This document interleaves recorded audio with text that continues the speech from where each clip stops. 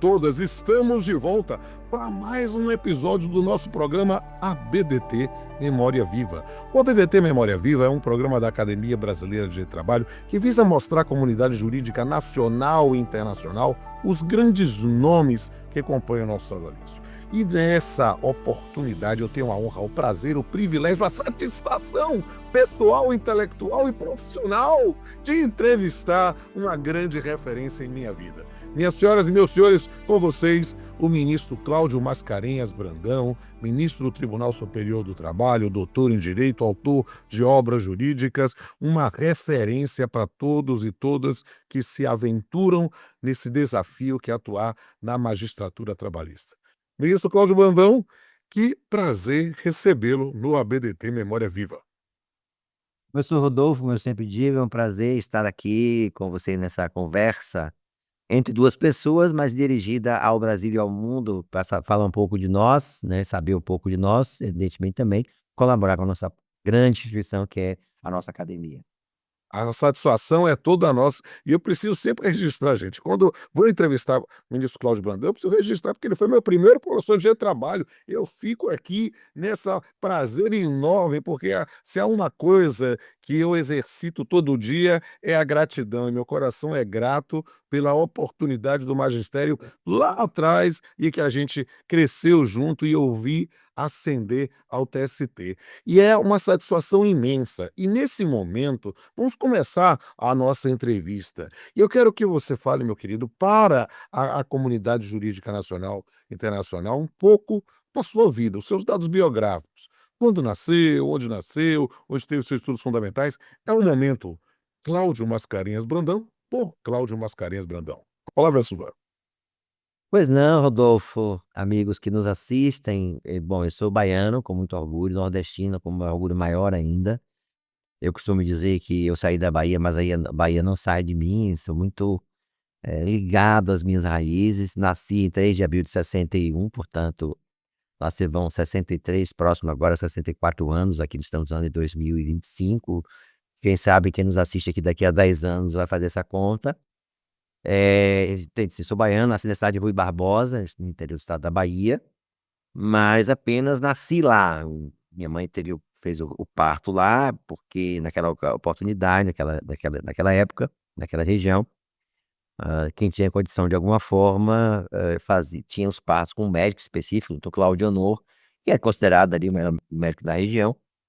Então, eu nasci em Rui Barbosa, mas no dia seguinte, 2 dias depois, voltei para Itaberaba, de onde eu sou originário, onde os meus pais viviam, enfim, e onde construí toda a minha trajetória naquela cidade. Fui menor aprendiz do Banco do Brasil, aí entre os 14 aos 17 anos e 10 meses, que naquela época é o limite máximo da aprendizagem. Comecei com 14 anos e pouco, fiquei até os 17 anos e 10 meses.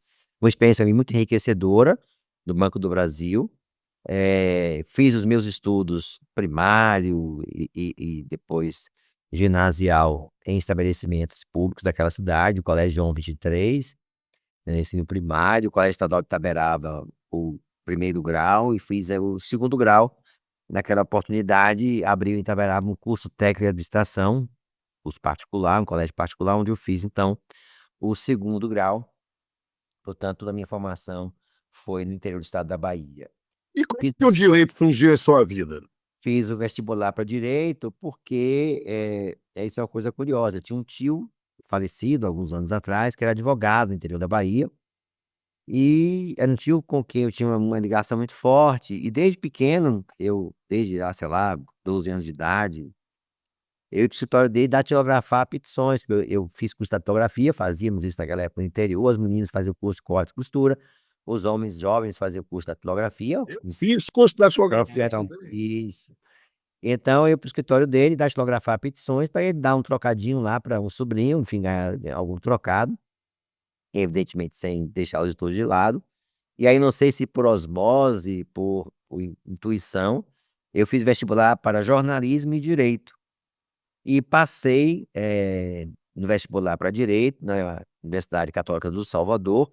Eu saí do interior direto para a capital para frequentar o curso universitário. Aí a vida promove algumas mudanças, porque nesse período eu já estava a cursar o primeiro ano de direito, eu passei no concurso em 1981 para servidor da Justiça do Trabalho. Tomei posse no dia 11 de maio de 1981 como servidor de nível médio, cursando, portanto, direito.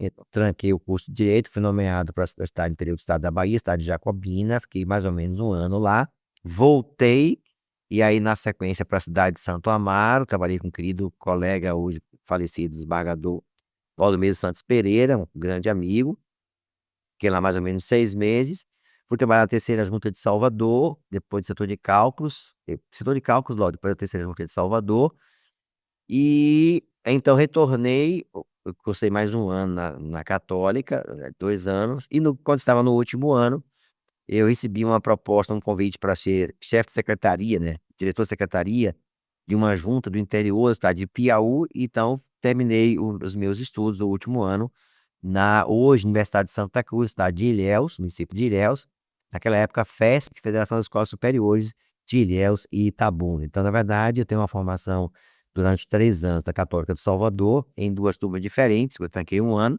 e retornei no último ano para a Faculdade de Ilhéus, onde então me formei. Então, o direito entrou em minha vida, talvez por inspiração desse tio meu, e depois, evidentemente, o fato de ser servidor, que foi. Aí é interessante essa história, porque eu fiz o concurso graças a uma tia, já hoje minha mulher.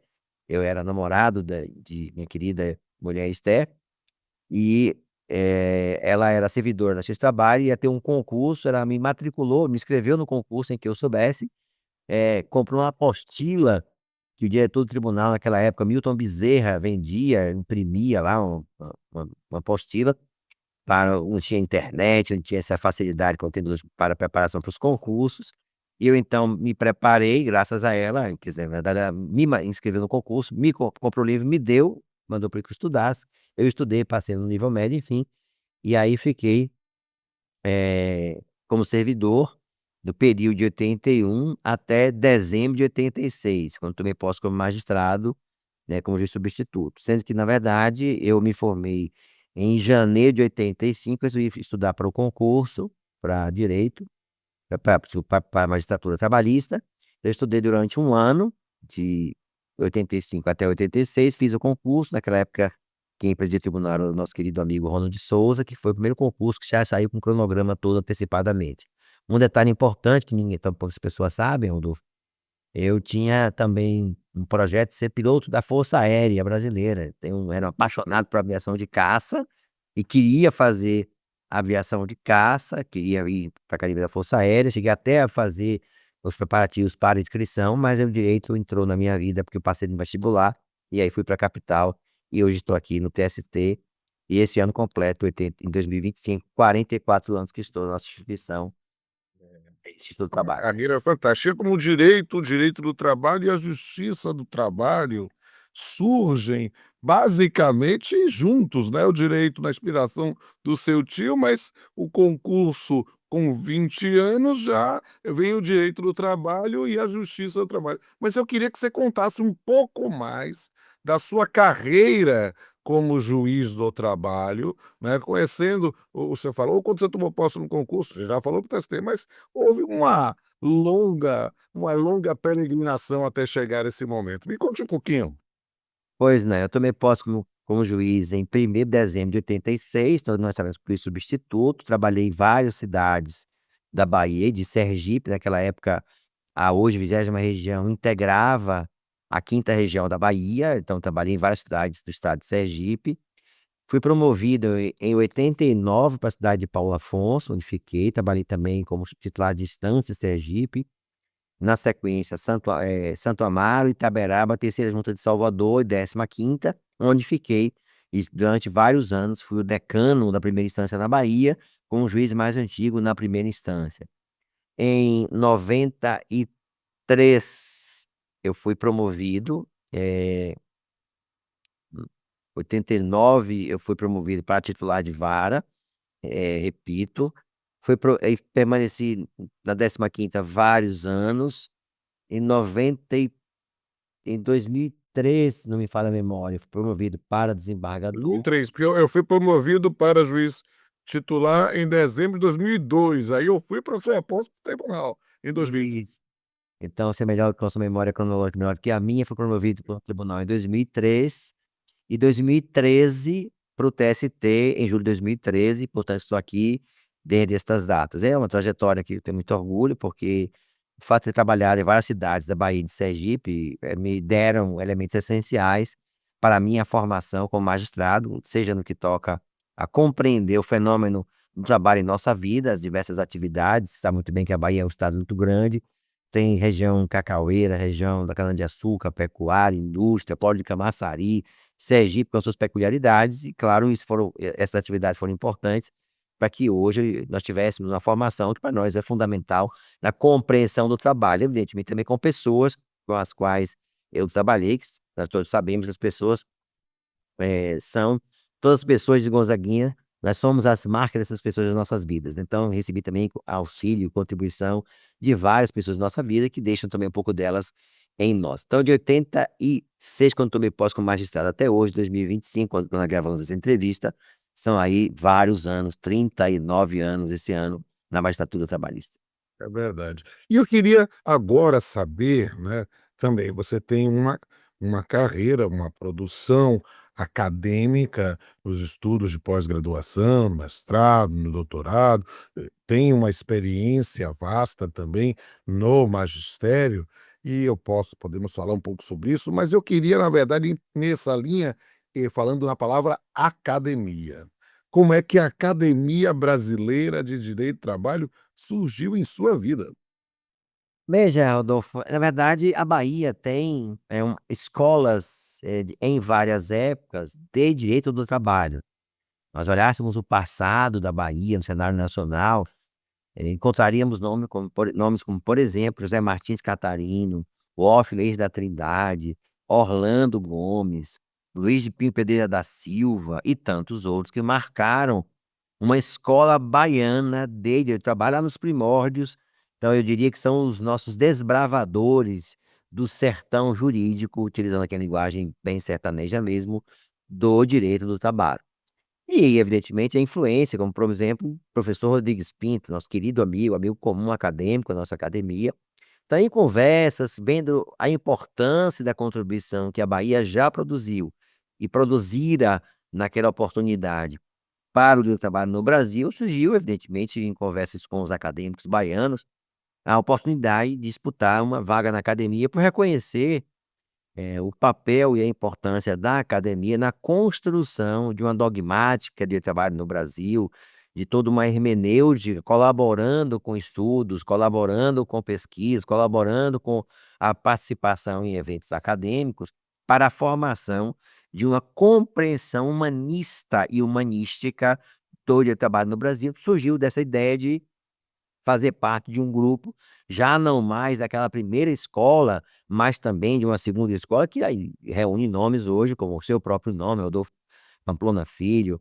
Luciano Martinez, são nomes assim de expressão no cenário baiano. O próprio Instituto Baiano de Trabalho também, que produziu várias pesquisas nesse sentido, e eu acho que essa ideia de fazer parte de uma instituição já, digamos assim, com longa trajetória de colaboração, de produção acadêmica no Brasil, foi o que me inspirou a me unir a tantas outras pessoas que hoje, enfim, dão vida e voz à ABDT no Brasil.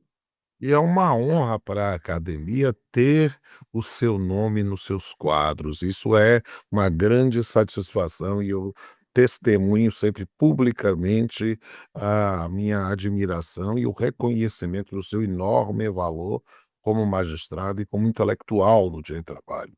E é para justamente para esse intelectual do direito do trabalho que eu vou fazer a pergunta final.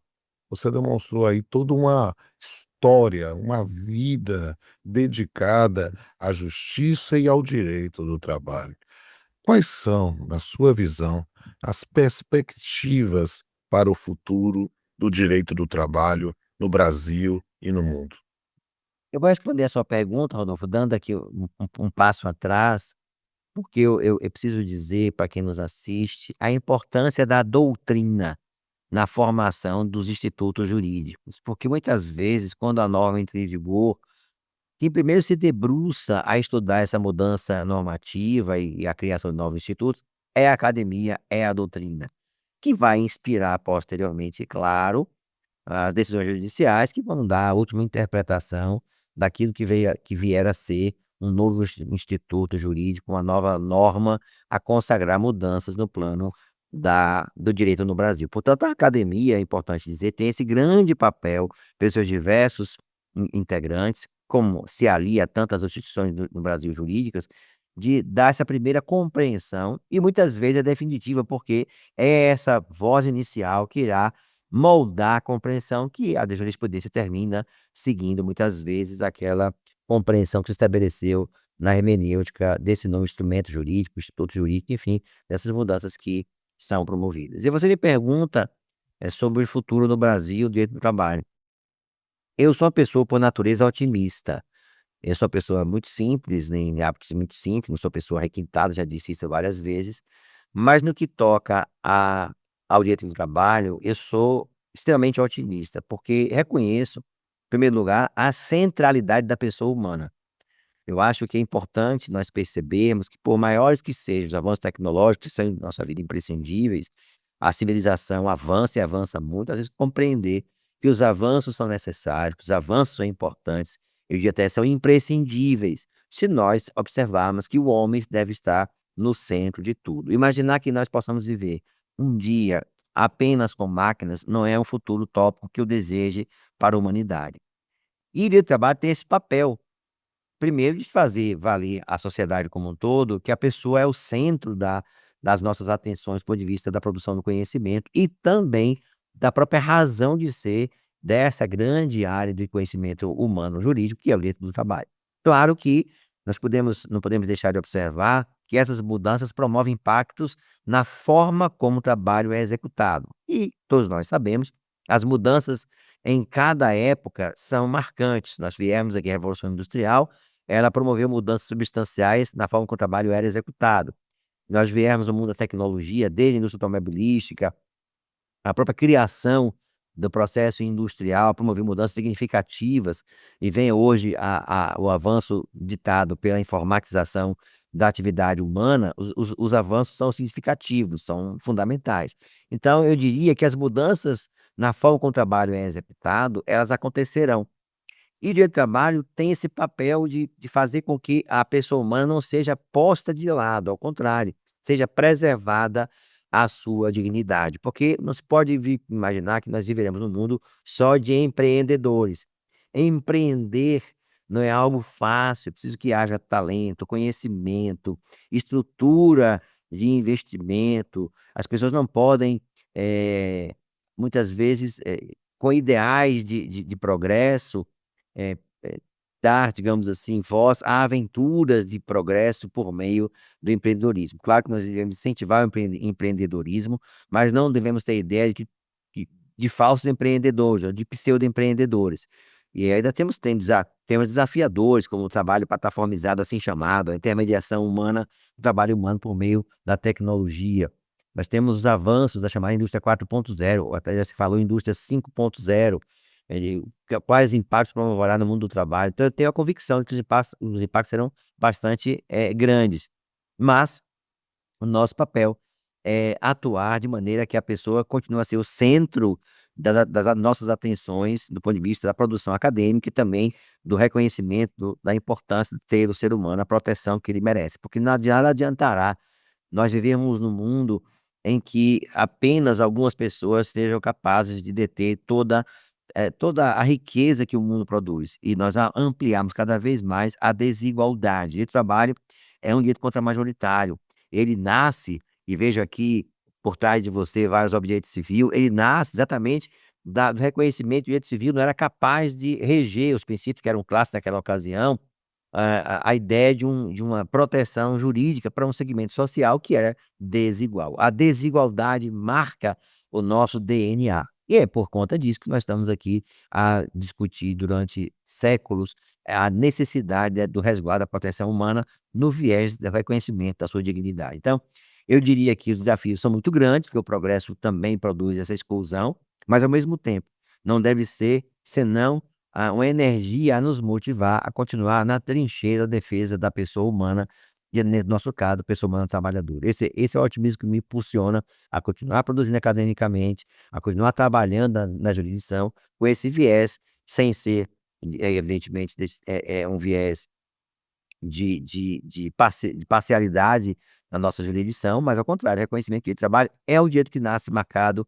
por uma desigualdade estruturante que precisa ser corrigida, e a lei serve exatamente para isso. Então eu sou um otimista, embora reconheça os grandes desafios que teremos pela frente nas próximas décadas, nos próximos séculos. E esse otimismo é um otimismo, acachapante, é um otimismo estimulante, que me faz renovar eu sou um frasista, né, e eu fico dizendo assim, acho que o único direito verdadeiramente inalienável, irrenunciável, fundamental, é o direito de ter esperança. E esse otimismo é um renovar a confiança na esperança da própria condição humana. Eu fico muito feliz, honrado mesmo, em fazer essa entrevista e poder mostrar à comunidade jurídica nacional e internacional um pouco da pessoa, um pouco da carreira, um pouco do pensamento do confrade Cláudio Mascarenhas Brandão. Eu agradeço imensamente essa oportunidade, meu eterno professor. Rodolfo amigo, o prazer foi meu, espero que as pessoas, enfim, vejam em nós parceiros de luta em busca de um mesmo ideal, partícipes de uma mesma luta. Um grande abraço a todos, foi um prazer participar dessa conversa tão agradável. Um grande abraço. E eu que agradeço e quero dizer a todos e todas que este foi o ABDT Memória Viva. Veja os outros episódios aqui da playlist, nós temos um material maravilhoso para que você possa conhecer melhor cada confrade, cada confreira da Academia Brasileira de Trabalho. Não deixe de ver também a playlist do ABDT Entrevista, em que tem entrevista inclusive do ministro Cláudio Mascarenhas Brandão sobre inclusão da pessoa com deficiência nas relações de trabalho, uma aula magra que você não pode deixar de ver. E veja também todo o material disponível nas demais playlists aqui no canal do YouTube da Academia Brasileira de Trabalho. Conheça os nossos membros, conheça o potencial intelectual de nossos confrades e confreiras. E a gente se encontra na próxima oportunidade. Até a próxima. Justiça queremos, por isso brilhemos e vamos vencer. Academia Brasileira de Direito do Trabalho.